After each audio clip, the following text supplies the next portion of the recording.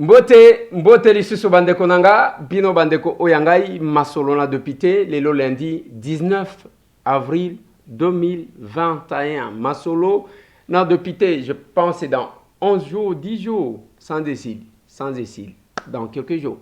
Masolo na député bandeko nanga et tokobeta masolo lancement ya campagne à vaccination anti-Covid par le chef de l'État, Félix Antoine Tshisekedi Tshilombo, na clinique universitaire. Masolo na député. Masolo na député, bande konangai, Goma attaqué. Ndenge toyoti ke batakaki Goma, ya solo to ya lokuta. Masolo bande konangai. Plainte contre Jean Bamanissa, gouverneur ya Ituri. Masolo na député. Gilbert Kankonda a décidé de parler à Maweja Dounes, gouverneur ya Kasai Oriental. Masolo na député. Augustin Kabouya contredit ba détracteurs na lobaki na bino ke bokope sanga raison.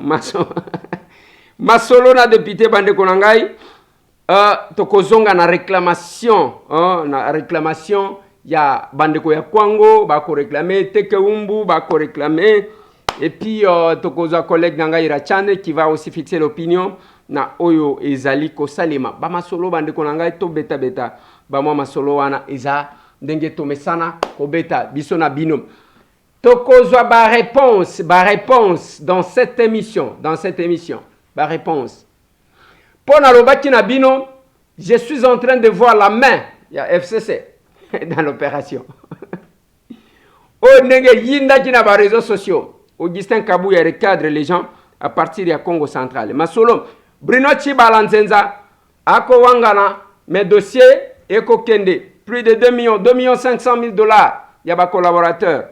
Salon Denge Toyoki, c'est la justice qui va établir des responsabilités. Et Melama Denge To Koloba. Masolo Bande Konanga, Naligaga Tobeta moi Masolo, To Solo Laka, Denge. Semaine bandi awa il faut qu'on bongisa moi semaine et les kezala qui a moins attention ou attaquer oyo a fini oyo kuna oyo sali même les gens qui ne me connaissent pas dans le baki na ba OK bino boy bingate boy bingate d'abord soki olingi ozwanga yo tindaka ba mama babanda ko attaquer soki babandi ko attaquer aïe na ko répondre te na okipete. Bimisi ata mwana mobile bimisi mutu amalonga yer moko moi réponse kozala mais le reste ilo mote bakokuta ngai to bandi ko swana na ba mama ekobanda ndenge nini eza kuna te to bongisa semaine o eleki ezalaki semaine ya lokuta semaine ya tension la semaine passée donc semaine wana yo kaka ya bentox ya intox il y a des informations. Il y a le Kuta. Awa, lobby mutuna mutu akenda quand même église, hein, assemblée, je pense que bato milimo bako luka quand même ba délivrer bango pour que semaine oyo eza la semaine malam. Pourquoi semaine malam? Eza semaine to cause la sama lukonde na gouvernement na et pour le programme il y a gouvernement. Et il faut ça quand même eza bien.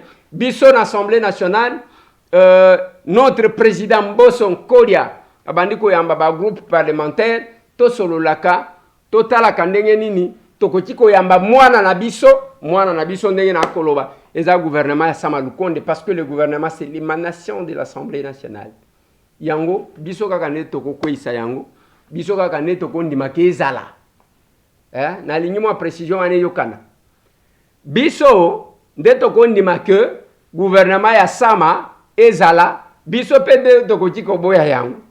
Bref, gouvernement sama to gouvernement d'un pays na régime o biso tozanango ezali lokola mwana ya biso na Assemblée nationale. Eza même pas parlementaire. Parce que le programme n'est pas présenté au Sénat. Le programme est présenté à l'Assemblée nationale. Ezate ke mutu akotele mananzela, je l'ai dit, même de part ya Mabunda, de part ya Sylvestre Ilunga, eza mabanga te. Eza pe bitumba réseaux sociaux te. Oh batu bazo bima babilombe, mutu bazo bima elombe.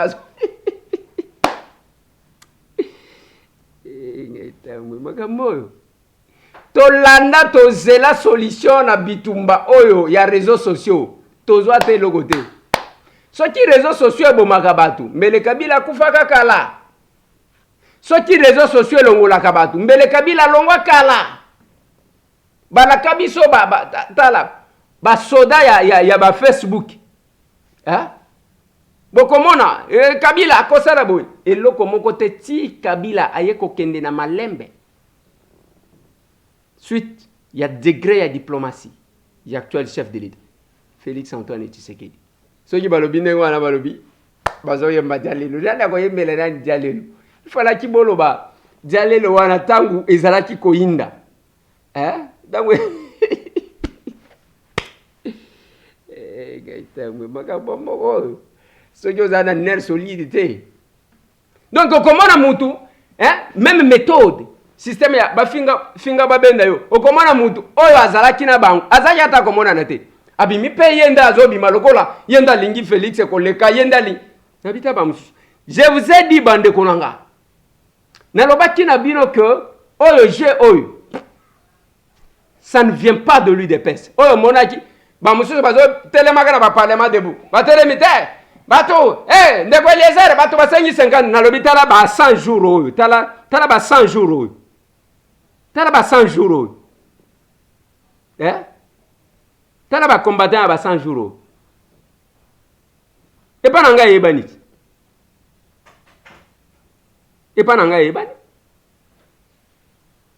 tala ba 100 jours Augustin Kabuya wa tangwa ke Congo central alobi nini alobi il est contre Batouana. Ils n'ont rien à voir ni avec l'UDPS ni avec l'idéologie de Tshisekedi. Et ça, en tout cas, va éjecter un dengo n'est pas bateau FCC, babi makape, bamsuba qui n'a pas parlement de Boubalobak. Bitumba oye banaka ba masuate. Et cette campagne d'injures faciles, d'intox, ça n'a rien à voir avec les chefs de l'État, ça n'a rien à voir avec Etienne Tshisekedi ou Mulumba, dont Bissot Zabana. Ça n'a rien à voir avec l'essence de notre combat.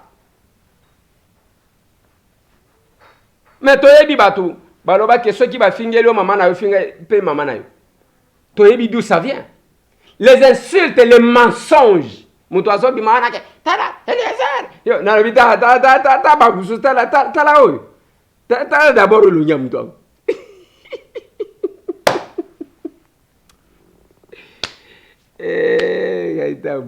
donc ça n'a rien à voir ozomona ke oyo longi ya combattante ça n'a rien à voir ni patriotisme ezate bafuti epuke asala pe moi beze atanga ko moi monsieur Tambwe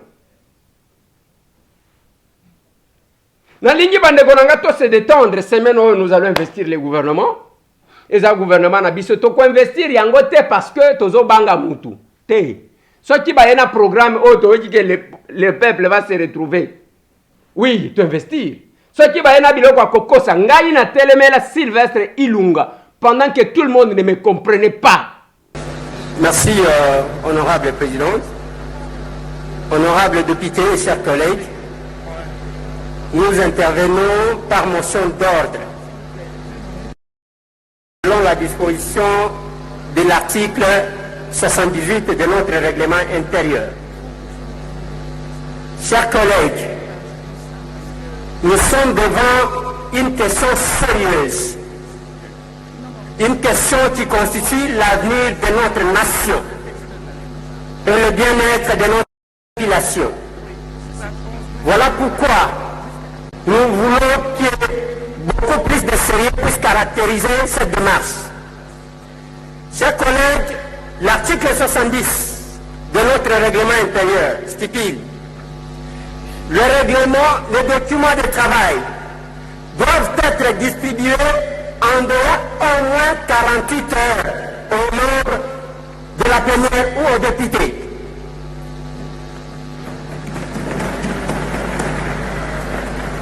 Du moins s'il y a un cas d'urgence.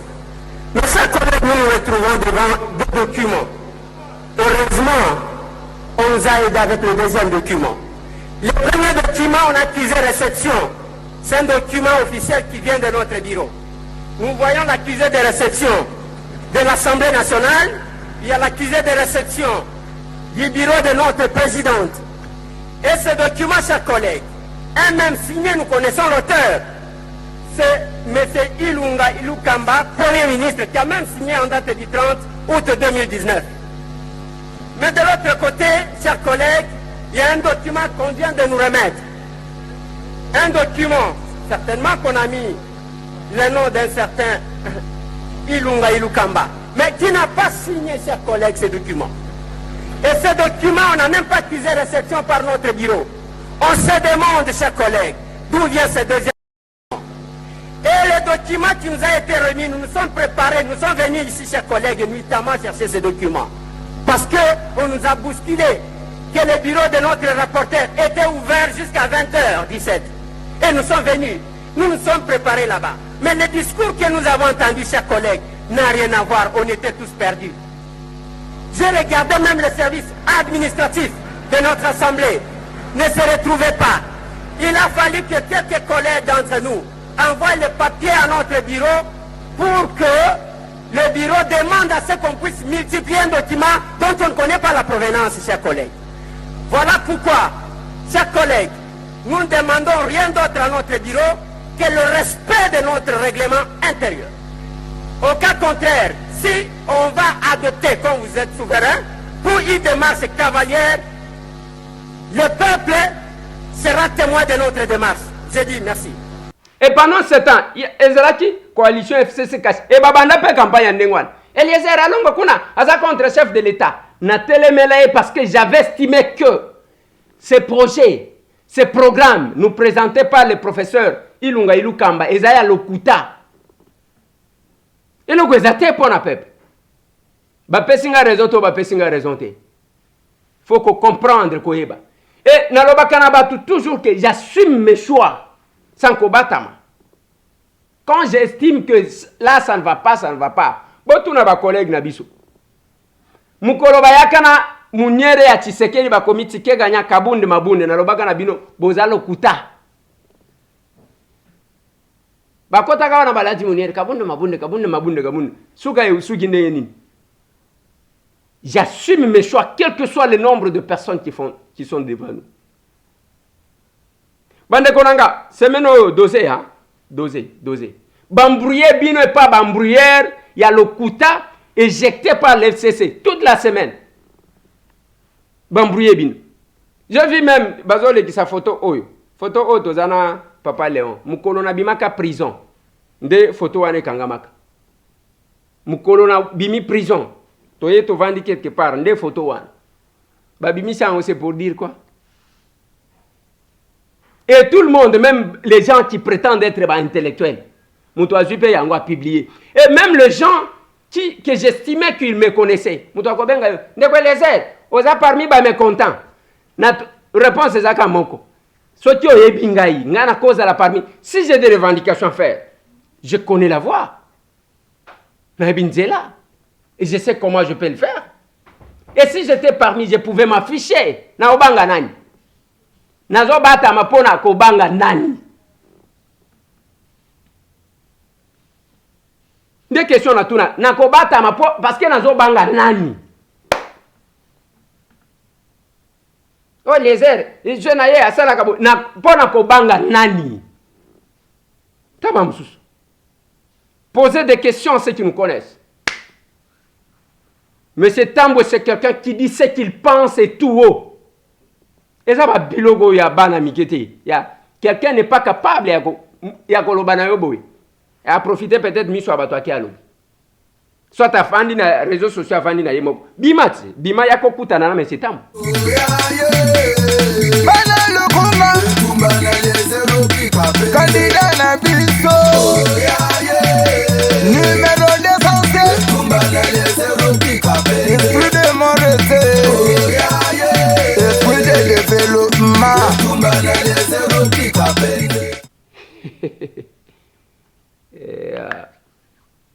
Bande Konangai, semaine oyo ezaya investiture ya gouvernement. Donc investir le gouvernement pas parce que il y a un seul député qui a peur de qui que ce soit, parce que le 200 députés, ceux qui 200 ceux qui combien, oh bah signer mémo na bango. ba signer ba s'assumer bazui ba comme na bango ba signer bazui memo batindeli chef de l'état bazui copie ba pesi notre président Mbosso ba bangite. Et le calcul c'est lequel? Bino bokotikala ba o ba s'assumer bazakun bino bozui bilongia ba o ba yebana bobi misa pour que biloko na bino ezwa poids. Allez, Christelle Vanga, Eliezer Tambwe, Daniel Safou, Molière, ainsi de suite. Alors que ceux qui se sont engagés, bah s'assumer, bah signer. Oui, Molière n'a pas dit que Yemoko pas s'assumer, il est parmi. Il s'est affiché dans la position là. Na lingi tobeta masolo bande konanga parce que semaine elle est quitte. Le bibi soto keinanu descendre sur terrain. Je dois dire merci à ma collègue Nanga, collègue Odi Kalonji, Léli Achangu, moi na terre jaune. Merci à Nandeko Nanga Dougi Kulungu, et lui à Kasongo Lunda. Je dois dire merci à ma collègue Nanga wana tokendaki na bango Odi Kalonji na Dougi Kulungu. Tokendaki. D'abord to sololi na bandeko ya côté Mama Coco. Pour la érosion, et ce n'est pas la première fois que nous y allons.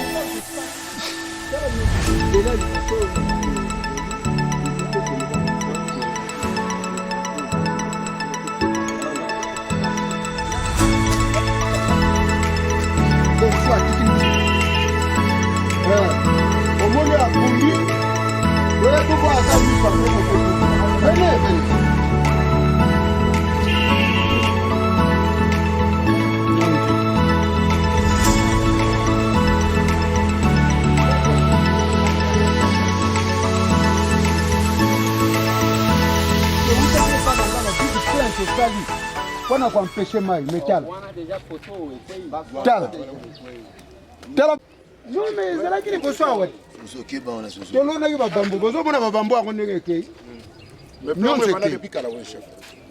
bandit rapide. Au moment où il était présent, moi, quand je suis alors, à cette allée, on va décider au papa, tu peux perdre l'autre. Famille, va au monde à Kanda.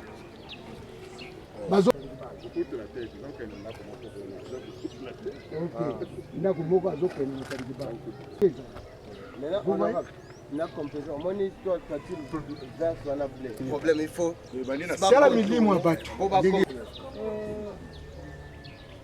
Talaba, courant, tu vois qu'il n'y a pas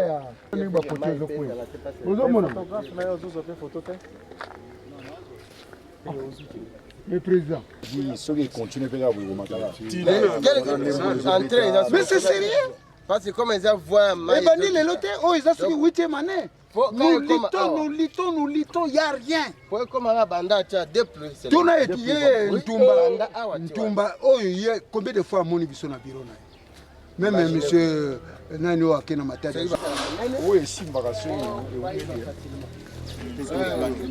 Voilà. Nassima nango toke place ba notable ba vandaki un échange. D'abord moi tac ndeko Eliezer. nazo pesa bino mwa ambiance wana avant que toleka na makambu ya mwa ebele oyo tozana.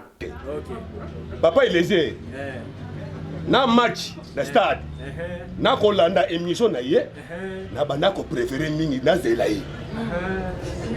Onalinga bien? Wala si balambi pondu na réalité. C'est que amuta ko mutu muno kwa aza le photo solo biso nyonso o lembi okei. To ya ki setera. Na lo ngole ko papa bien na la tiko. OK. Zela ko banda na nzela Matadi, il fallait les gâtis pompage. OK. Oh, so que outil pompage et outil Matadi boye, ne sali pompage boye. Na yebite ngambo batu bazalaka ou bien bazalaka te. Ngambo. Kito ke lokomona ma ya lukunga. Voilà. Donc s'il faut préparer Nikolo ba bimisi na ba kibi mususu ba goût o ba comment ce qui veda nyoso tout ezali. Tu vas ngambo bazo boya ngo. C'est que kobanda awa na zango yo tipo mona ma ya lukunga ozomona banteni ya baradi baradi na bino. C'est que bisope na zongi na ba biso ba handicapé. En tout cas franchement parlant na longo sur côté parce que na moko na za koko. Omoni wana bafandi wana. Soto te biso misa to kota na camion moko. Ba bengi biso ba yi. Ba miyi bi ba fote. Ndenge ba simbika ba beki. Ba robenga biso ba fort. Bien. O makamu to kinda ko voter papa les ndengo. Partout tout le monde ba transco. Donc tu as sauvé peut-être sur le côté na transco. Wana mo futa 500. Yebisa biso. L'état futa la biso nini. Alors, tu as battu le col à battu non. On a agent office de route. Biso tu as habilité ya osala nzela on office de route. Parce que ceux qui office de route za osala nzela oyo.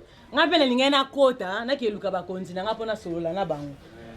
Mais Nathalie na programme o batie priorité ya route na biso oyo ezaki. Ngata una yoki kuna terre jaune ba poser pierre nazaki na singo makasi malgré la vente kuna te. Na lobby voilà développement Congo surtout ya Kinshasa et bandi ko sala. Mais pourquoi pas biso ana télécom pebo songer na biso. Basi to komi makasi ana télécom alikola rememara ba bidon il y a 25 litres na mutuko ke lukaka mai. Na 21e siècle. Na Kinshasa. Na olobela kuna fati te nga banina na 207 na. Nga nazalaki na Kasavu. Mais Ndeko Eliezer na pesa oba vue bele. Na zako benga. Bo voter 207. Bo voter 207. Tu wana o bunda pona biso. Ndeko Eliezer pesa biso sourire. Pesa biso sourire nga landaka o mingi. Avana lala fona landa après na kelala. Tolingo pesa biso sourire na Telecom. To sepela. OK. Vote na biso lisusu. Na lingi na répondre muke bien que na lingaki ko répondre te. Omoni ndenge to aliawa. Biso toza ba représentant na bino. Toza ba chef na bino te. Tozo kana malamu. Ba konzi na biso ezali bino. Ceux qui boko sala biso ba remarque, ça ne sert à rien de beaucoup se justifier. Togani malam. Mais pour na éviter que to tika moi flou. To komeka ko éclairer bino moi muke. Parce que Nathalie Sagabatu une chose. Ezana batu bazalaka na lokoso ya pouvoir. Ezana batu bazalaka na bolingo ya pouvoir. Biso tozo salela pouvoir ya bolingo. Tokani malam. Na ko démontrer bino ya. Je vois quelques personnes avec handicap. Ah. Ngai na lancé opération pesa moninga sourire. Maman lobaki. Tangu pandémie et bandi. Parce que toza na difficulté ya discrimination. Ya soki omoni mutu abota mwana avec handicap ye mutu asala masumu. Soki omoni mutu avec handicap ye ne mutu amabe. Bao batangaka. Soki omoni parmi les personnes avec handicap mutu atanga ye bate wana za combattant. Tozo kana bien. Bazo bango lokola batu ya kufa lelo lobi musika. Alors que biso nyonso nenge to telemi awa tozaba personne avec handicap en téléchargement. Voilà. Ce n'est pas que biso tozaba centre koleka bango. Okobi ma wana moto kwei lokolo ekatani. Okomi nani? Handicapé physique. Nzela Congo central oyo e créé ba handicapé boy. Papa lobeli makambo ya bato ba moto basengaka ye cher. Je me suis dit bandicapé na mboka na biso ba vivaka na kosenga na baba. Pandémie yeye. Ba ko vivre ndenge na bandi pesa moninga sourire. Je referme la parenthèse. Tozo kende na ba réponse. Naya awa na campagne. Naye awa pe après campagne tangu naza député. Na lingati quand même pour reconnaître que tangu bozolo ba conseiller principal et chef de l'état ya monsieur tangu mutu abemaka ye. Wana bolobité. Bolobité kola bino nde mutu bomemaka ye. Tozoka na madame. Tangu bozali ko manifester masasi ko beta awa bobengani burumestre. Na longwaka musika na yembangu parce que bobenga kanga boete. Tous à la quand même moi honnête na maka. Deuxième élément. Le programme Yanzela oyo eza retenu na OVD. Eza effort ya monsieur Tambo qui vous parle. Mutu ako contredire nga asati. Na lingina lobela makambo a tileje. Faut comprendre tant ou tozolo ba makambo. Lancement ya travaux par les chefs de l'État na terre jaune, eza synonyme ya kolobateke nyonso esuki kuna. Et je vais vous donner un exemple. Tilejelu le programme ya Tilejelu ko sala 28 mois na Kinshasa. Ce n'est pas que babandi lelo et silika ka lelo. Bino bozana urgence parce que banda ko ezo sala nini ezo fait. Tozo kana malam. Et Tilejelu na ba province ko sala 36 mois. Soit 3 ans. Si les élus vont lancer un embougement, est-ce que le chef de l'État qui t'a qu'à lancer? Parce que ce n'est pas que. Et d'ailleurs, dans le programme, il y a les élus. Biso na lukunga awa. Tozana banzela ebele koleka na chang. L'honorable Kalongela a été. Boko tangelanga 10 députés bazolo bana parlement so kitambo azati. 10 botangelanga. Pour que bolo ba que to vota mutu oyo azo sala le côté. Na lobi 10, toza 500. Botanga kaka 1, 2, 3, 4, 5, 6, 7, 8, 9, 10. O baleki, mais c'est tambo botinda bolo ba que azo sala le côté. Bokotanga bangote. Donc c'est pour vous dire que nous sommes sala. Nous essayons de répondre à nos besoins na bino. Natikala ko tima binote. Depuis que nous sommes élus. Mais la procédure que nous cherchons, parce que beaucoup de mutema pamba yake balancer les genoux, na programme ya les genoux. Le district o ezanaba nzela ebele ya kosalema ezalukunga pona Kinshasa. Ah, tout ce que je peux vous dire. Maman nanga. Obebisate tango vutakinga. Même awa na quartier Musangu, papa, retenir yango. Ngai nazo sala politique oyo balobaka ya mutu ye moko alingi mutu mususu te. Na sina leki awa. Na lobi pona to résoudre makambo alukunga awa. Bao bazana ambition politique botelema ebele to simbana pour que le moment opportun to se présenter ebele to défendre lukunga sino ko bunga. Tozoka na malamu. Toza batute oyo babanga kateke mutu mususu ayate. Non. Quand vous avez des ambitions politiques, boya to simbana to lukandenge nini ya sauver mboka na biso. Tozoka na malamu. Donc, ko swana ezana tina te. Bino bozana posa boyo ka batu nenge bazo swana te. Posa na bino eza nzela na bino esala nini? Ebo. Eza boete. Soki babongisi nzela. Soki ba remblayer place oyo. Est-ce que boko kipe bango? Boko kipe bango te. Parce que papa pona transco e koma, il faut nzela ezala. Donc bref papa pona transco e aboni. Il faut nzela d'abord ebonga. Soki nzela ebongi te, moyen ezate. Toza déjà le ministre na biso ya transport. Chéribin. Tokoloba na eka ke bon. Zwa quelque transco et zwa ligne 1. Mais il faut to bongisa nanu te. C'est là voilà. Tokanit. Donc, vous comprendre. Bobombaka makambute ya ke soki tolobi boye akoyoka mabe non. c'est de votre droit. Je dois être fidèle et efficace. Ceux qui vont venir na tengami, kaka bino nde boko sala nini, boko zongi sanga. Merci beaucoup. Merci. Ouais. Tokozonge là oh wana cet échange, cette ambiance. Et na sima nango toye kokita na mitendi. Pourquoi bato bakoyida yo te po nini ntsapela makambo? Hein? Wana siko campagne ya diabolisation sur les réseaux sociaux. Ezo inda. On a fait cette petite descente. Na mitendi. Tout stoppé. Hein? Tokoya kozongi lango après. Ce n'est pas ce qui est plus important pour cette émission. Tout qui n'est pas question d'actualité parce que question y a vaccin, question y a nini, il y a plainte contre tout ça moins belé. D'abord avant que je continue, il fallait que je commence par là. Je dois présenter les condoléances les plus attristées na collègue Nabiso, il y a dynamique des 5 députés, des 5 oyo tu peux perdre de connaître moi si Mamie Massia la Julienne n'est plus, cette grande dame elle est partie et je présente les condoléances les plus attristées.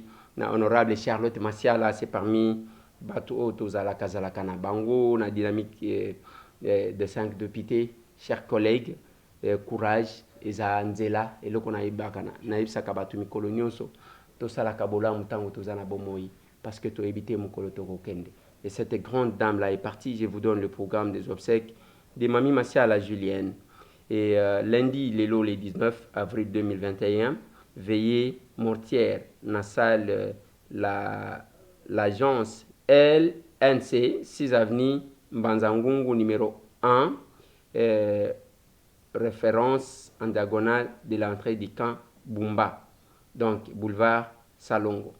Et mardi 20 avril 2021 8h juste arrivé à la morgue de l'hôpital du Cinquantenaire et 9h exposition de la dépouille mortelle de requément et dépôt des gerbes de fleurs. Et exhortation, mot de la famille, 11h levée du corps et départ pour les cimetières de Mingadi, oui, de Mingadi, vallée de l'Espérance. 16h juste bain de consolation et dans la salle, l'agence LNC, 6 avenue Oto Utikopesa, na boulevard Salongo. Donc c'est ça le programme. Programme est que Ndekonabiso Charlotte Massiala, notre collègue, perdre Ndekonaye et Mamie Massiala, Julienne, ou Azalaki Kobela, Akufaki Bongo, lelo lundi, ils ont veillé mortière, ils ont na salle moko babengi LNC, ils ont côté à boulevard Salongo, côté à station Salongo kuna, na Lemba, de Bisika, Bazali Lobby, ils ont na hôpital du Cinquantenaire, na 8h. Bato bakomi, babimisi bembe na 9h, basali ba cérémonie 11h et que na cimetière à Mingadi, que son âme repose en paix. Courage, notre collègue Charlotte Massiala, pour na oye komelio, eza ndenge ba makambu. Ya mokili, ndenge na lobakato, bonga mamikolo nyonso, parce que on sait à quel moment le Seigneur peut nous rappeler vers lui. On sait à quel moment oyo atinda biso na mokili, akobenga biso. Voilà. Nalingi tobeta masolo bande konanga. Le chef de l'État, Félix Antoine Tshisekedi Tshilombo, a lancé campagne de vaccination, lelo, na clinique universitaire, et ko banda pona batu bazwa ba vaccin. Je sais que ba polémique ezali tout autour ya ba vaccin, ba muso baza pour, ba muso baza contre, ba muso bazolo ba ke ba ko boma batu. Nous avons même suivi Emmanuel Macron sur la chaîne américaine, azolo ba ke à cause de tout d'ici le mois de juin pour que renforcer le vaccin en Afrique pour que ba personnel soignant et ba cause vaccin. La polémique est-ce que les apona mutema malam pour na mutema mabe. Avant ils allaient que ba vaccin ba continue na ba pays où les pays qui ont un peu de moyens par rapport à d'autres. Balobaki que ba vaccin ils a cher ils allaient coûter, mais là Macron a déclaré hier ça. Aujourd'hui, le chef de l'État, Félix Antoine Tshisekedi, a lancé cette campagne-là pour Nababanda vacciner Batu. Il y a la polémique. Mais aux États-Unis, Batu Bakozwa Kaba vaccin. Nabamboka Moussous. Est-ce que la crainte ya bao bazo banga ke mundela ya koboma bisote ils ont fondé tout, ils ont fondé tout. Moi, je pense qu'il faut prendre tout en compte. Et le Congo est bomisakanga yango. Quand nous prêchons l'unité, ils ont dit, ya, azaka na position te, azaka boy. Pour nabino, ils ont dit au Vandi, soit au Vandi au bandiko finga fayulu tongo midi pokwa, ndeko sala politique yango wana. Soit au Vandi au bandiko finga katumbi tongo midi pokwa, batu babeteli maboko. Soit au bandiko finga Félix Antoine Tshisekedi Tshilombo tongo midi pokwa, batu ngai boko kutaka nga na biloko wana te. Ça il faut oublier. Mais ce temps n'est pas dans ces histoires-là. Oya comme fanatique ya mutu abandi ko finga batu musta, mukolo batu bako kutana. Sikoyo kozala ndenge nini? Na pesa bino exemple, Muyambo na Moïse Katumbi baswana kama kasi na mboko oyo. Bawa bakotaka babandi ko finga Muyambo. Bawa bakotaka babandi ko finga Katumbi. Tangu batu mibale wana bayokani bakomaka wapi? Et moi je vais jouer ce rôle-là. Après Genval, il y a eu ce qu'il y a eu. Batu bakeit.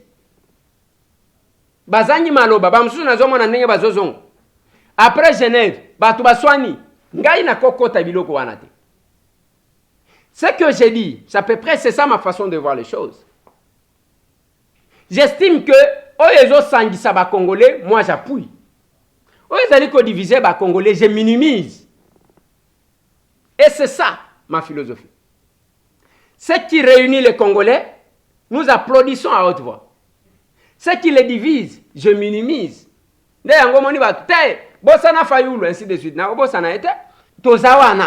Notre souhait, c'est que lelo, tout le monde, Martin Fayoulou, Basangani, Naba Shadari, Naba Koko Nyangi, ainsi de suite. Ils ont fait sa son idée. Il faut qu'on rappelle que Ndekonayo, ils ont Félix Antoine Tshisekedi Tshilombo. Ils ont place aux autres. Et c'est normal. C'est la même chose avec le vaccin. J'estime que bazo banga avec raison parce que tous on a ba vidéo. Tous on a ba conséquences mususu. Il y a vaccin. Bazana a raison. Mais bazo ba que il faut vaccin zouama parce que bamboka mususu bato ba komi kozwa ba vaccin. Bazape na raison. Il y a les médecins qui sont là. Je n'ai cessé de parler à docteur Inoka Bongo, docteur Nkongolo, docteur. Ba médecin est belé tozana bango. Na lobeli ba médecin belé na ba obaza libanda. Yambok. On essaie ya kotike la bango ba tubazana domaine. Ba docteur Bonaventure na Italie. Donc bango bazana domaine, ba pesa biso, ba ibisa biso, qu'est-ce qui se passe en réalité? Ba vaccin ngwe zandenge nini? Docteur Christian. Donc, tozana ba Congolais, baza ba médecin. Oh ba koti ko ebisa biso. Mais la campagne est lancée. Tozomana bato ba ko lancer ba campagne, oh ba ko pesa bato ba vaccin. Et pas na biso, ça crée des fois des problèmes. Aujourd'hui, le chef de l'État a lancé cette action. Qu'est-ce qu'on fait? Tout en écoutant les autres. Pour na ko veiller pour que ezala o ezali ko ya ko achever batute. Mais on ne doit pas commencer. Il y a Kokanisake Félix à Koyo Kananabatou pour que Baya Baboma ba Congolais. Je ne pense pas. À cause de lango pona yazwanin. Mutu asala kabisa la sala tango azoluka pouvoir. C'est tout bato le koso ya pouvoir. Et le chef de l'État, Félix Antoine Tshisekedi, a commis ndenge na zolo bana batu. Na lobby, problème zaya Félix était problème etikali abiso. Parce que Félix ndenga zawan, likolo na ye poste mususu akokipe za lisusu te. Atteindre suka ya politique pona mboka na biso. Atteindre. Biso ndet il faut toyeba comment nous devons nous comporter pour que tous ala na difficulté pour la suite de notre carrière. Et Félix a kokende koza ba vaccin, azwa mbongo pona asomba nini oyo lelo azana ngote, asomba mutuka, asomba lupangu, asomba elamba, to asomba nini akobo misabatu pour gagner quoi?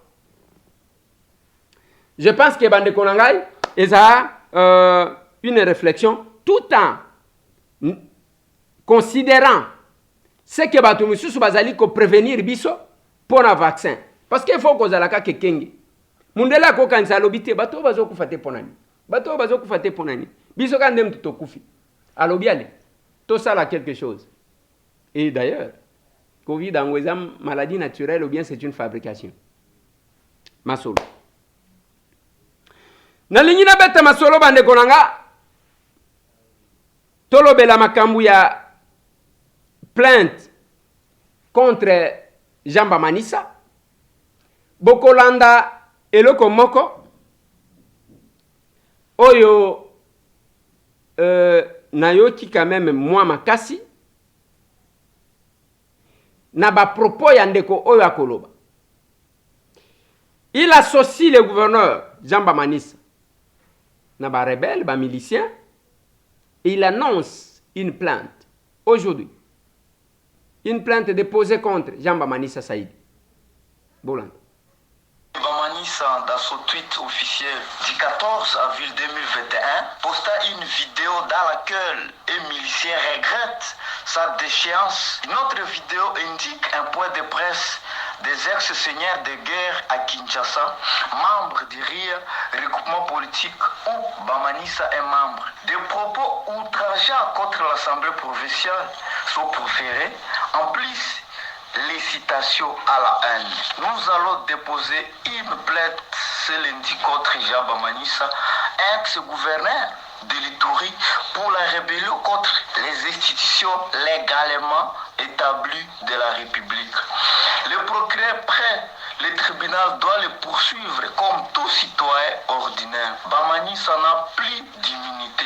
Nous demandons aussi au commissariat provincial de la police de retirer toute garde auprès du gouverneur de Chi. Nous nous réservons aussi le droit de poursuivre tout officier de l'armée comme de la police qui n'appliquera pas la loi pour complicité. Nous rappelons aussi à l'opinion que des dossiers sont présentement dans le bureau du procureur à la Cour de cassation, mettant en accusation M. Bamanis pour des raisons de détournement divers. L'IGF sera saisi de ce lundi pour acquitter sur un montant de plus de 14 millions de dollars perçus pour la réhabilitation de la voirie urbaine de la ville de Bunia. Voilà. Bako soupçonné balobi bako funda Jean Bamanisa, bako senga même ba retirer ba garde, que yemoko a posté vidéo ya un milicien ou azo sepelate pour na kolongwaye. Quelque part là, eza biloko yo tozolo baka ya mabe. Il ne faut pas que l'insécurité à l'est ezala ba o bazo boma, bazo mi boma, de bazo crier. Ça pose problème et c'est une difficulté. Chaque jour, batu bazo kufa. Boyoki batu misusu pe ba musu. Babi misi likambo na ke batake Goma. Na 19h batake Goma. Bino oza bandoki ou bien za soué na bino. À Goma, il n'y a rien eu hier à 19h. Lokuta. C'est vrai que les ennemis à la République balingaji ba profiter na manifestation eux ezali ko sale makota buene pour que baya et l'armée ba ke kuna ba tie ba dispositif moko ya kosakana te mutu ako bouger kuna te. Mais mutu kaka bimisike batake ba Rwandais, ils ont attaqué ba Rwandais ba. Il n'y a rien eu à Goma hier. Batake oya ba Rwandais eza na mitu ya ba oyo bazo kanisake ba chef na bango ba Rwandais, il faut baya ko attaquer, ba profiter na désordre wan. C'est une précision qu'il fallait donner. Je me demande pourquoi les Congolais sont si fiers. Il y a Codis, il y a Mikolo Nyonso, allez basui. Tala ndenge bazo boma batu. Mais on doit réfléchir en termes de solutions. Et puis bazo diviser batu ndengwa. Batu ya lokoso. Voilà là où nous nous disons. Nous sommes pour le pouvoir de l'amour, qui est l'amour du pouvoir. Bande konanga, même tango moni ndengo zo mona tokiti lobi na mitendi. Et sengo ya modèle wana. Pendant quel moment? Le moment où les gens pensaient que bakosi lisabiso en inventant des choses sur nous, bazio batien na réseaux sociaux. Boya bokita. Des aventuriers comme ça. Et nous avons préféré effectuer cette descente-là. Pour n'abatoubaye que il y a une manière de faire la politique. Faire la politique autrement. Yango bokoyoka, avec tout ça, je vous propose, Bolandande Konabiso, collègue Nanga Irachan, Denga Zoloba. Yepe azo accusé banani. Certains acteurs politiques à mal de positionnement et qui n'ont pas été élus députés sont toujours en train de saisir des petites occasions pour s'attaquer aux élites du peuple. Ils doivent quand même grandir politiquement et cesser avec le populisme. S'il y a des collègues députés qui pensent qu'il y a des équilibres par rapport à la représentativité des provinces au gouvernement, c'est de leur droit de revendiquer. Ils sont en contact permanent avec leurs bases qui ont soulevé les problèmes. Nous ne devons pas évidemment négliger. Et à chaque problème, il y a toujours des solutions. Nous avons un président de la République qui est attentif à son peuple et ses représentants. Il y a des Congolais jour et nuit, par jalousie, qui ne jurent que par la dissolution. Ils peuvent bien rêver, mais cela n'arrivera pas. Nous sommes dans une majorité au sein de l'Union sacrée. Nous allons continuer à travailler ensemble dans la cohésion, rangée derrière les chefs de l'État, derrière sa vision de l'Union sacrée. Le Premier ministre et son gouvernement seront bientôt devant l'Assemblée nationale pour la présentation du programme. Si les députés sont convaincus, l'investiture se passera normalement.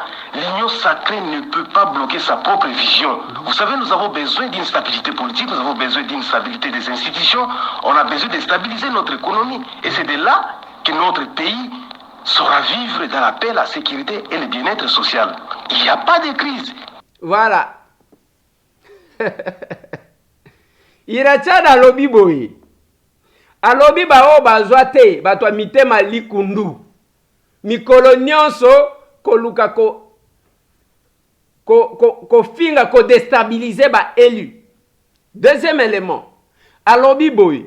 Alobi que sorti ba député ba koza la convaincu na programme sama komema. Toko investir. Oui, mais c'est ça. Boye ba kaba ministre. Boye ba kaba ministre ta. Boye ba kaba oyo bo vota. Boye ba kaba ministre te. Alors, vous pensez que, parce qu'il y a eu 2-3 publications, il y a que intimider les députés, allez, biso to moni programme et amala mouté to investir yang. Bozo kosa. Bozo kosa. To kosa la attentif. Bako pesa biso programme.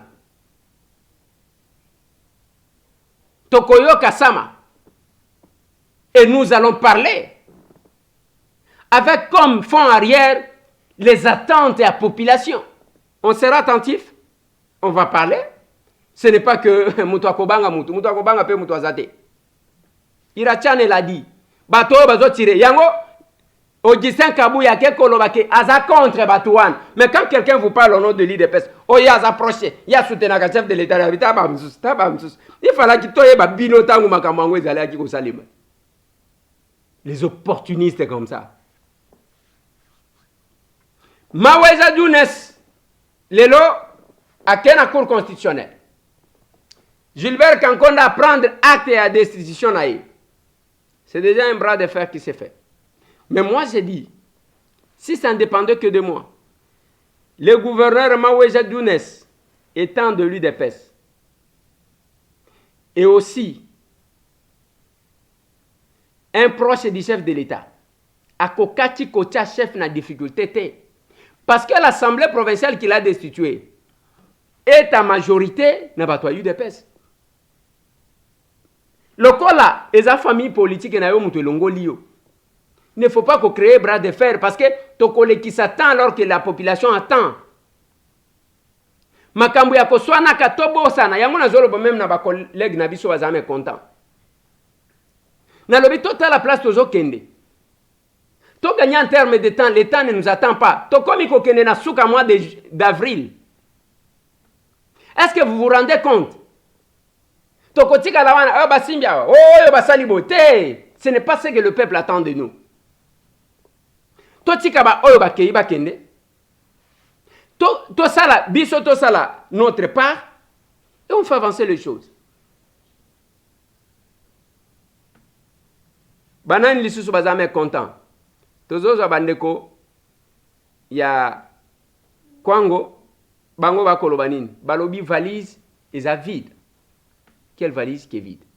Nous crions violente indignation expose à cause de l'injuste limogeage de belles lurettes d'un digne fils du Kwango à la tête d'une entreprise publique. Ce limogeage continue jusqu'à aujourd'hui avec celui d'un autre fils travailleur, vaillant, courageux au poste ministériel du mandat qui vient de s'écouler. Voici, la valise congolaise se trouve vide aujourd'hui. Cette injustice entretenue risque de prendre des ailes lorsqu'il s'agira du traitement des postes dans les entreprises publiques, l'administration en général, la diplomatie étrangère, l'armée pour ne citer que cela. Le Congo refuse et refusera de servir de marchepied facilitant l'éclosion des autres. En nous adressant à votre bienveillante autorité, nous osons croire, Excellence Monsieur le Président de la République, que le Congo a le mérite d'être pris en compte comme pour les autres provinces. Encore, osons croire obtenir des réponses adéquates aux problèmes de déception qui nous lèsent et que nous avons si haut soulevé clairement dans ces mots. Waneza ambassadeur Noël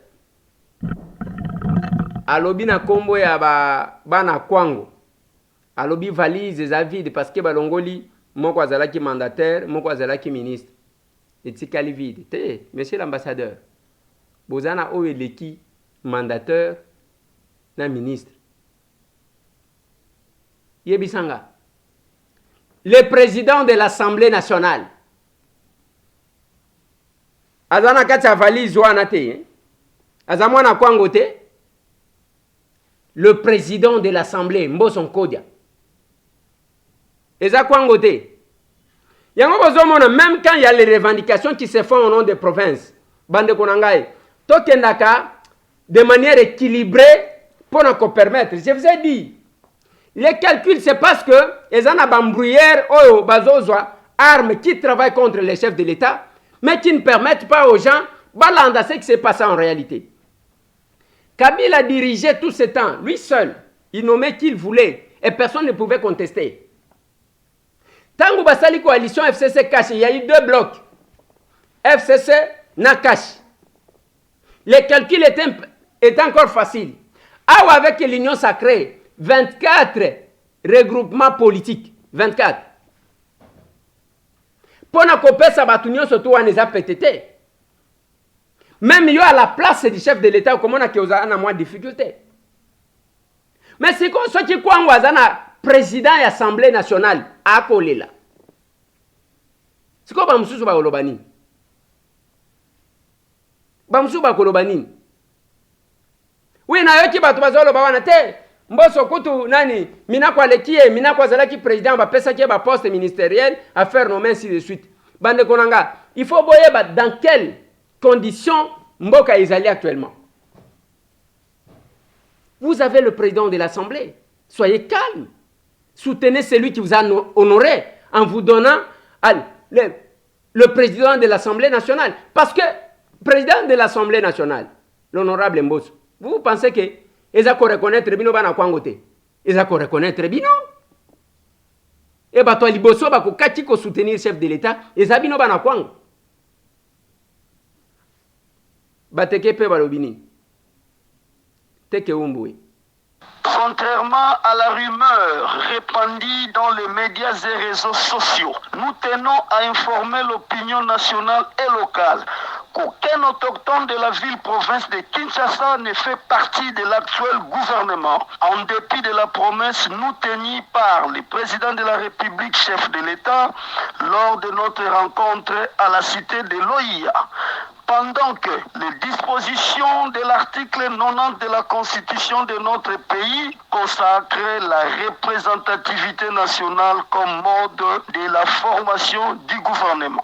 Nous exhortons le chef de l'État, son Excellence Félix-Antoine Tshisekedi Tshilombo, symbole de l'unité nationale, à prendre en considération la marginalisation dont nous sommes encore une fois victimes lors de la prochaine mise en place au niveau du portefeuille de l'État, diplomatie et territoriale. Et c'est en perspective de sauvegarder la paix sociale et la cohésion nationale. Nous invitons tout le peuple Teke-Umbu, chefs coutumiers comme notables, autochtones de la ville-province de Kinshasa, à demeurer vigilants et à dénoncer toutes les personnes qui prétendent représenter Kinshasa dans les dits gouvernements sans en être originaires.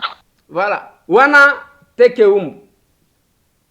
Bango va réclamer. Mais maître, il faut retenir, Senga Kionde o retenir une chose. Les élus de Kinshasa, baza à confondre na ba Teke-Umbu te. Yango pendem to azoloba. Alobi que ba Teke-Umbu ba se retrouver na gouvernement OET. Mais zana batu bazoloba que Kinshasa eza représenté oui.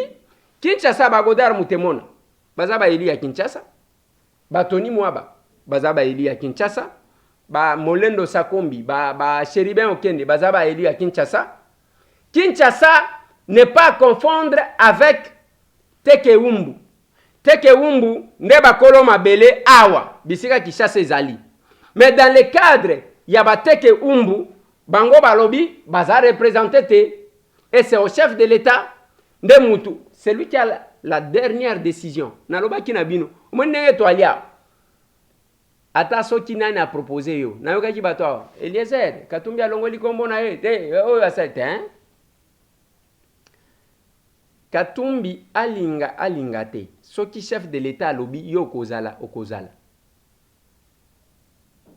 Katumbi même Bemba akoti koloba na lingi mutu boya zala. Soki chef de l'État alobi wana na lingi te akozala te.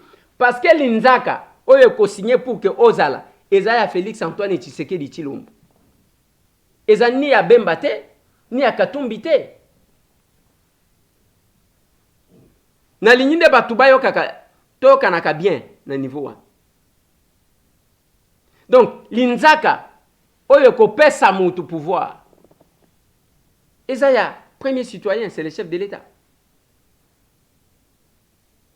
Bakolo ba awa, o Kabunda sali, o Kabuya sali. Te, l'inzaka, c'est Yayemoko, le chef de l'État. C'est lui qui nomme. C'est lui qui a l'impérium. Le Londenge to Vandia, ce qui a lobby que moi, le Augustin Kabuya a commis premier ministre. Il devient premier ministre aujourd'hui. C'est le chef de l'État. Nalingi bande konanga, tozo sikoyo. Avant que tu continues na makambo susu. Tozwa réaction ya bien anga lisanga bonganga.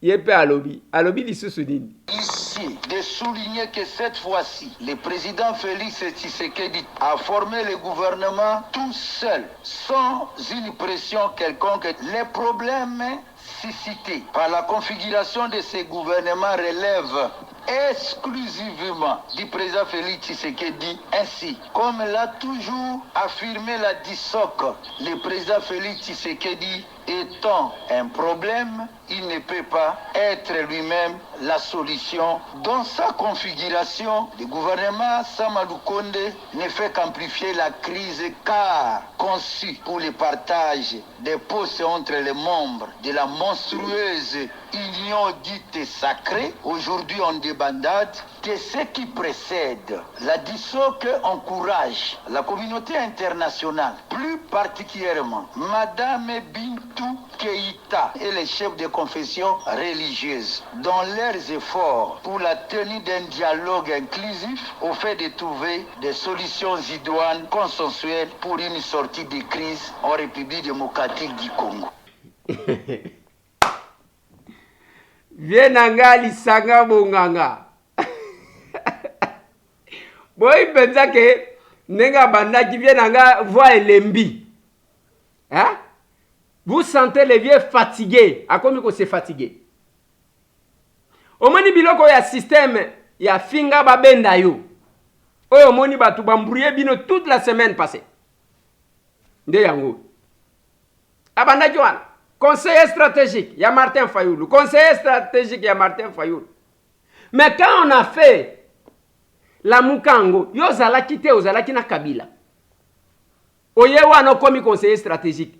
Viens ngape Martin azanyi muto akozwa a conseiller akaye, conseiller stratégique akeko ozwa nanga lisanga bonganga. Et nalobaka les mêmes méthodes et simbaka te na bangonga nyonso.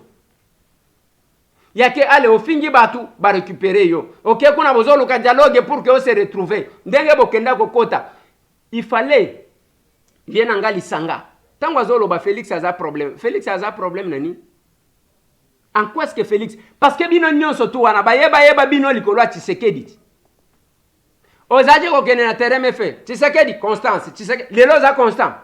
Yoka place yazokende azolo kaka dialogue. Mungongo elembi. Conseiller stratégique ya Martin Fayulu. Muto a modèle wa akopé so stratégie ni. Et sengaki yosho gérer ozalaki ministre d'État. Olobitango nazalaki. C'est la conférence qu'on attendait, c'est la communication que nous attendons. Ya vienanga lisanga bonganga. Ezaya ke lisanga bonganga vandi alobi voilà tangu ye lisanga bonganga zalaki ministre asalaki boye talandenga kutaka talandenga tiki talandenga kutaka talandenga tiki talaba innovation c'est ce que nous avons besoin. Eza oyo kosimba lisusu te kanenge mungongwe bandi kolemba wano kolemba e kosimba te. Système ya finga babenda yo eza lisute. Tala ba disciple na bino botondi si na ba réseaux sociaux. Finga babenda yo. Ce qui olingi kozala, il faut et il y a eu des choses comme ça. Il y a eu des choses comme ça. Ce que j'ai dénoncé l'autre fois. Mutu avant d'ici après si mutu moko stratégie à lobby. Yo lokola balingaka yo te kota chef de l'état, yo sala kaka deke mutu à lobby likamba chef de l'état yo fingier. Yo soki mutu à lobby likamba première dame yo fingier. Si basala ndengwana muke na moni ye wana akeko kanga photo na première dame na lobi tsambe makamuni nazo monu na kinzoto malili. Et ça ce n'est pas notre politique, ce n'est pas notre vision. Ba vient nga balisanga yeyo awa boyeki mungongo elemi azaki azoganga azolemba malembe. A comment qui tantôt à défendre bato à FCC, tantôt à Saliboye, tantôt ezandengwana. Tango ayoki ke IGF akena loi là-bas. Bien angali sang. Nga il s'est mis dans tous ces états. Tango ayoki ka ke balingi kuna vous touchez à mes intérêts. C'est pas possible. On doit chercher à comprendre les choses, à changer. Nous avons tout intérêt. Le Congo nous appartient tous. Il est important que tu comprennes. Yango bande konanga na lignina suki sawana pona lelo. Le pouvoir de l'amour à la place de l'amour du pouvoir. C'est ce que j'ai dit à mes collaborateurs. Na mona qui peut quelques-uns d'entre eux. Nengeni ni yoba no meyote na lobitala. Ce qui te commis agiter le kola batuni sous. En quoi est-ce que nous faisons la politique autrement? En quoi est-ce que nous serons différents des autres? Biso to cause à l'agiter. Qui vous dit que ngai soki bano makanga ndena lingai na sala koleka ba onyoso batindi? Qui vous dit ça? Donnons la chance aux nôtres qui sont là. Mais là quand ozo boya, ezande que mutu Louis Franck alobaka ministre belge de la colonie. Alobaka que les Africains ba yeba ko la différence entre les biens privés na bien de l'État, na bien public. Bango ba monaka ceux qui banome mutu et comme il a l'avantage on nzambe moko asaleli bango pour que yena famille na eba se retrouver et là ko bundisande yango. Mais sinon ceux qui sont là oui toko tiela bango mutema et nous allons évoluer. Mais le temps que nous passons ndenge bomoni lobby na descente na biso ya mitendi na lingina pesa bino avant que na silisa na pesa bino moi extrait one. Maintenant, il a précisé une chose. Il y a la dame. Oh, azo ya mikolonio soit même libanda. Cette dame aveugle. Il y a une maman qui le prenait en charge au Canada. Azayi ko fute la embong. Yanda ko tout et tout. Dès que mukolo amoni awa, bon débarras, abenga kanga na discuter na ye. La dame n'a jamais parlé mal de cette dame ou a salé les bolam. Mais tellement que azayi ko luka ba raison ya ko se débarrasser, bon débarras. Aboaki siwan. Parce que Kei, Keneka ke pas Eliezer. Je le dis, nous allons assister bande konabiso dans les limites de nos moyens sans tenir compte de la tribu. Et on ne le fait pas parce que tozo sala bango marchandise ndenge bato basalaka bato bakomisaka bango marchandise pona kosala boy moto akosala eloko yo akoka te. J'ai presque 15 familles. J'ai dit presque 15 familles. Oya bana mike na ba oto bakisi. Mwana moko ya muluba ayaki auto lakisa kibino ye. Namona ki chiluba te et yo kobima wana yake c'est parce que azakuna. Hein? Mwana wana muluba ya Kasai Oriental. Ya katanda longwana 2 ans. Et mwana wana ye namoni makamba province wana ta. On a retiré, je dois dire merci. Na baoyo basimba makina mutema. Mwana wana lelo azolala na ndako. Je suis en train de me battre pour que parce que lobinanga au lieu à USC alinga sala droit na unikin. Je suis en train de me battre pour que nakotsae mwana wana tanga. C'est une jeune fille qui était restée à Zola la place one. Naba policier au bazaki kotika à cet âge là. Et ça kotika que tous les policiers bazawana marchent sur elle toute la nuit. Et zana batu wane simba ka bangote. Bango bazozela Eliezer a $50,000 bango wana publication partage so gindenye nini. Na bitaba msusu. Vous vous ressemblez na bango? Vous ressemblez na toya système ya finga babenda yo. Et cette maman, l'aveugle là, bazalaki ezaki pembonga gravité, mais ezaki kozwa quand même en charge kosunga mwasi wana. Bon débarras. J'ai tenté, cette dame là a parlé et moi j'ai tenté de discuter avec la dame. Bomona ke kosali la batu bolamu ezaka pété. Mieux vaut la fin d'une chose que son commencement. Yango moni même tangu batu bazo monter ba structure. Je reçois les gens. Biso to sala onche, biso to sala orphelinat, mais tango zolanda. Vous sentez que mutu asalite ke mutema na esimbami, asalika pona et comme lokola moi cop moko boy. Et c'est là que je vous dis bandeko. Tangu na le kaka, je vous préviens, et c'est la même makambo ba mapango. Docteur justice amoninda kunaye en étage. Nous ne sommes pas à Hollywood, mais plutôt à Kinshasa, au quartier Upen, Ngomba Kikosa, sur l'avenue Suisse numéro 9 bis, dans la commune d'Ngaliema. S'il a fallu des années de dur labeur pour construire cet immeuble, quelques minutes ont suffi pour les réduire en poussière. Appartenant au docteur Juscus Nsio, toujours au front aux cheveux de malade, la maison a été démolie dans une vitesse hors du circuit judiciaire, comme l'expliquent ici les propriétaires déguerpis avec sa famille 24 heures avant. J'ai acheté cette parcelle en 2014. J'ai un certificat depuis 2016 qui est devenu inattaquable. Curieusement, vendredi, quelqu'un vient, il trouve l'enfant à la porte, il lui demande son nom. L'enfant innocent, il donne le nom, il écrit le nom sur l'enfant et puis il lui jette les papiers de sommation. Il dit sommation de déguerpissement sans délai. Je prends, je lis, ça ne me concerne pas. On veut déguerpir quelqu'un qui s'appelle Kalonji, qui a acheté une partie de morcellement, qui est une parcelle voisine, qui a un numéro différent du mien. J'étais en mission de service au Congo central le vendredi matin. On m'appelle, je reviens, je trouve qu'on est en train de me déguerpir. À l'instar des autres Congolais qui attendaient un changement avec l'arrivée de l'actuel régime, Dr Juscus Nsio, qui ne sait plus assister les malades, se demande à quoi sert les slogans « Le peuple d'abord ». On me déguerpit sur le même jugement, même décision qui concerne M.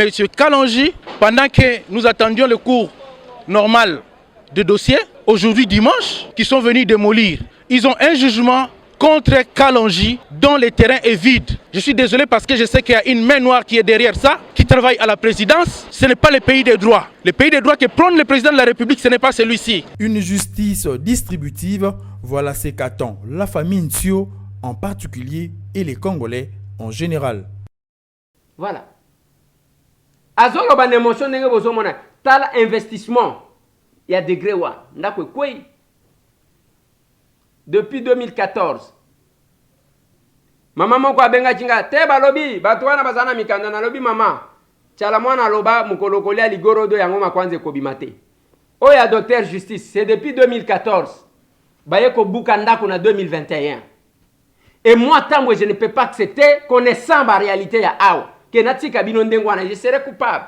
Mieux vaut na bele la bomo na mtu aliboma. Bokene na basite tombo tia wana Kinshasa. Cité paradis. Cité enfer.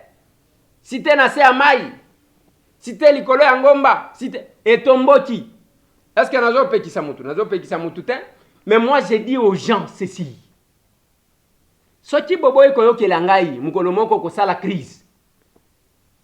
Je sais. De 2014 en 2021. Effort ya kimetsen mbongo na union swazwaka. Yango wana babuki. Et comme il y a oyazo revendiqué, oyazo revendiqué. Nous connaissons. Toyebi. Mais confiance aveugle, vous estimez que biso tozo sala ka makelele. Hein? Mutu moko alobana nga ndeko eleze lelo sali makelele te na lobi papa. Bozala kana respect na bato. Bozala kana respect. Et le kozo benga makelele wana, c'est parce que je vous préviens. Le kola yo uchi comme la zododo, lotoko, ezana nuna mutu ozo benga ngo makelele même kolokozwa. Okobenganga. Lobi tozalaki na bitendi, mo ambiance wana.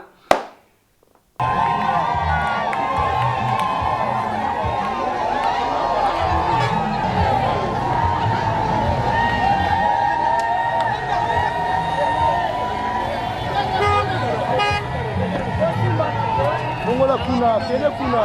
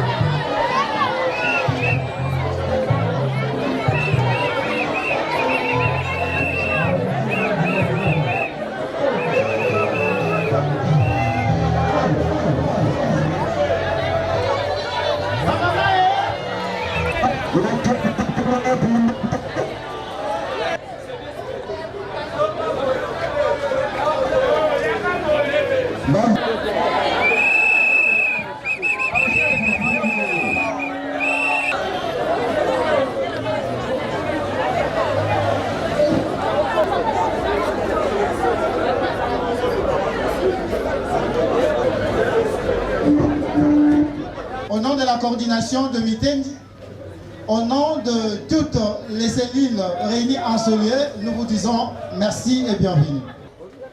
Lokola tozali aboye toyebeni nesangisi biso toye mpona inauguration il y a bureau, il y a coordination Kinshasa Ouest, il y a club Tokomi wapi Apibawa na Mitendi.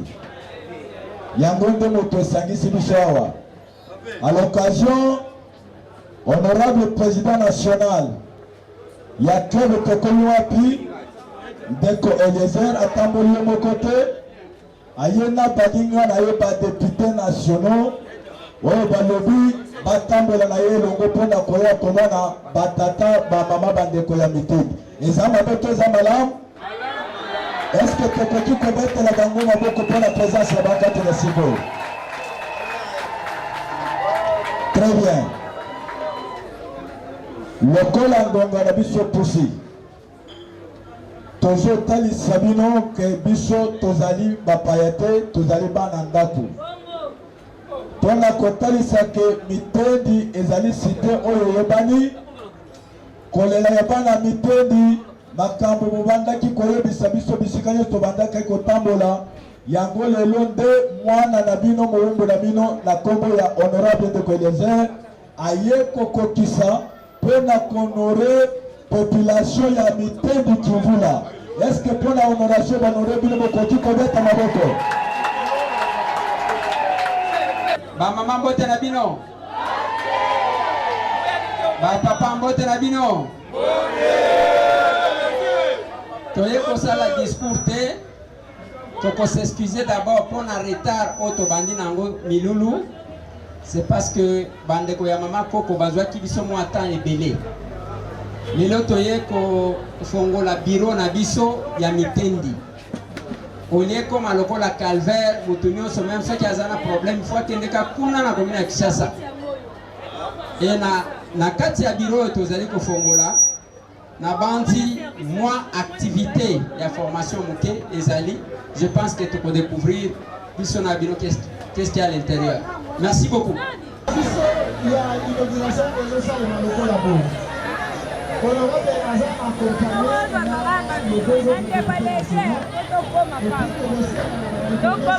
pouvoir vous citer votre bureau, notre bureau et les centres que vous avez voulu mettre à la disposition de la population quinoise en général et de la coordination Kinshasa Ouest en particulier.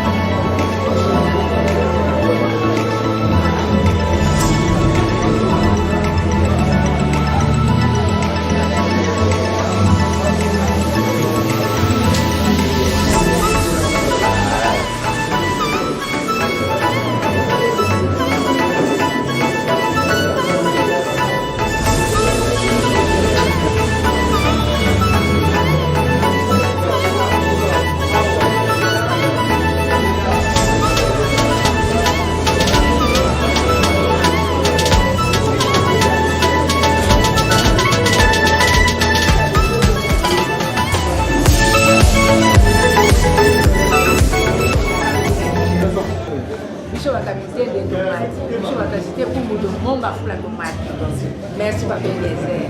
Moi, les bichons de l'eau, vous êtes au Ménara, vous êtes à Kinshasa, vous êtes dans Malamo au côté.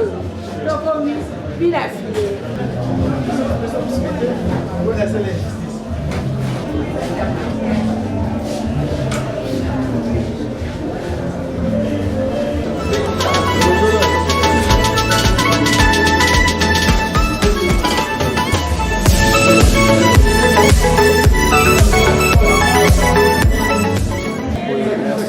c'est le journaliste. Ngai monsieur Ndimo Bissalo Papi, vice-président de la club de Congo qui s'est la Mitendi 3.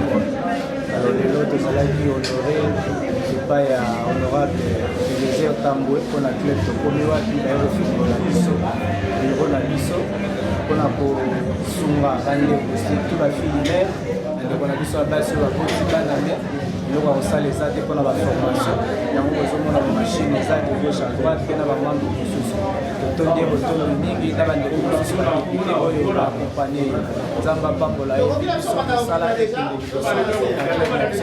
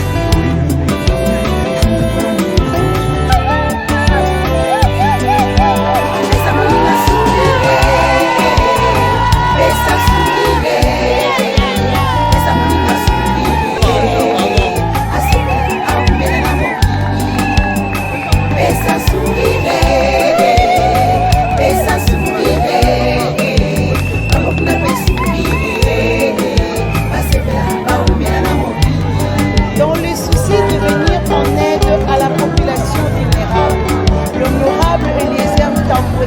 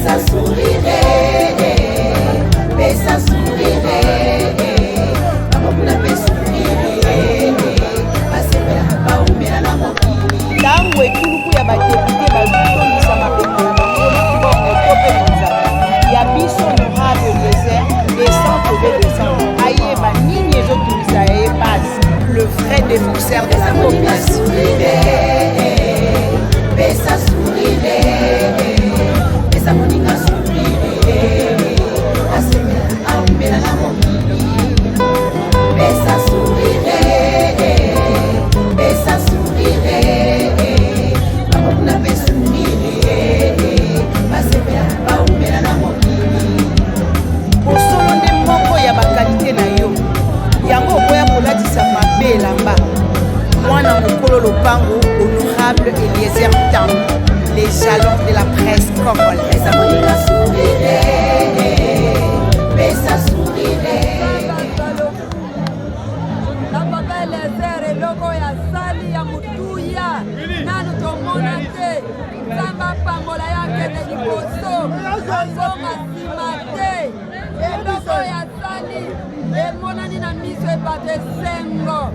esengo pena kati na motema bandeko bana kotambola na se lelo bamati na bavelo tokumisi ye ndeko Eliezer tokumisi ye nzambe apambola ye alikende liboso azonga nsima te. Na kati wana nous avons estimé que batu misusu parce que tosala mwa cadre pe ya batu babanda koya koyekola kotonga tokoluka côté wana tocha salle d'informatique pour que ba o bazo apprendre kotonga ba o bazo apprendre pe informatique et kozala bien. C'est pour permettre à ce que muto so ataka moi musala ya muki.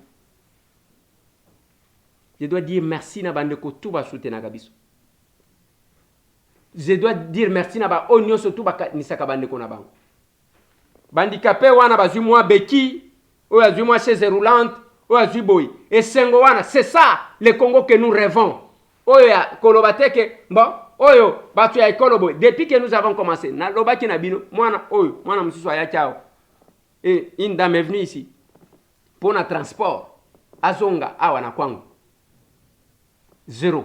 Et le cas que nous recevons pour na kosukisa lobby tokozwa ba audio na bino na linyibo koka ko réagir sur toutes les questions d'actualité 30 secondes na kopesa bino sujet 30 secondes na ba question d'actualité nyonso ezala mutuna ezala loko za nango posa koloba lobby boyebika système na biso 6h à 7h na plus 243 998 311 332 na plus 243 998 311 332 lobby de 6h à 7h tozozwa ba audio na bino 6h à 7h ya Kinshasa sur toutes les questions d'actualité.